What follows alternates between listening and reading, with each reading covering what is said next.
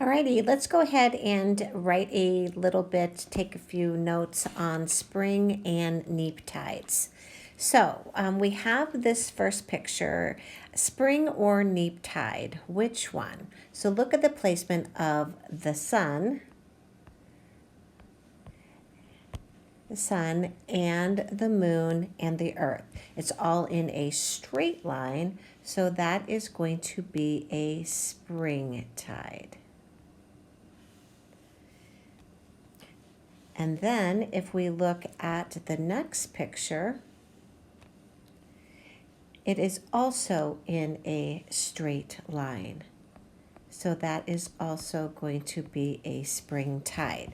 So this moon phase is a new moon. And this moon phase is a full moon. So what happens during a spring tide is that the sun plus the moon, they join together, they combine and make a higher than normal high tide. Higher than normal high tide. So they combine and they supersize it. So they supersize the tide. They join efforts, they combine to make a higher than normal high tide. And so if there is more water being pulled here, then the low tides are going to be lower. So we're going to have a lower than normal low tides. Because the water,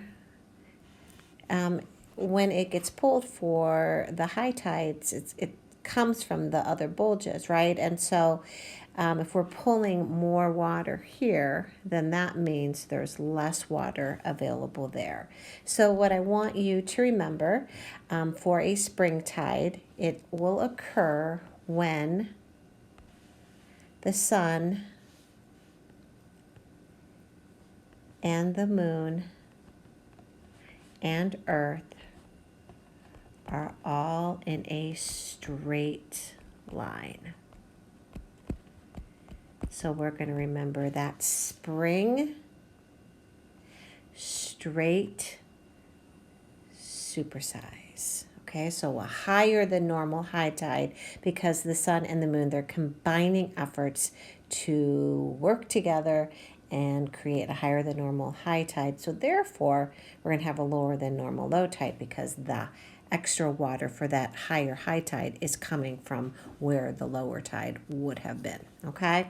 Alrighty, so let's take a look at this next scenario. So spring or neap. Okay, so one thing I want you to look at is that here, these form a right angle. These form a right angle, okay? So this is going to be a third quarter moon. And this is going to be a first quarter moon. Okay, so what happens here if we are going to go and circle the amount of water that we have here? Take a look at that, all right? Take a look at this up here. The spring has really high tides, don't they? But what happens here when we have our neap tide is that the sun and the moon, they kind of work against each other.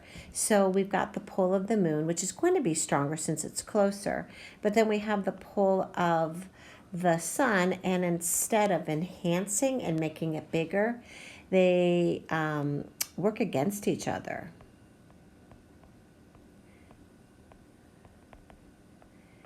Okay, and so they're going to lessen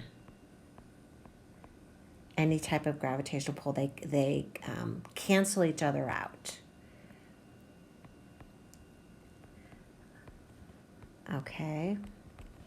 All right. So what does that mean for our tides for a neap? So first of all, we're going to write neap tide here and neap tide here. Okay, so what does that look like for our tides? Well, our high tides are not going to be as high, so we're going to have lower high tides during this time. But then look here at your low tide area. Normally the water would be pulled out more like such, and so the areas of low tide would be lower. So here you're going to have higher low tides because not all of it was pulled, for the high tide. So left behind, more was left behind.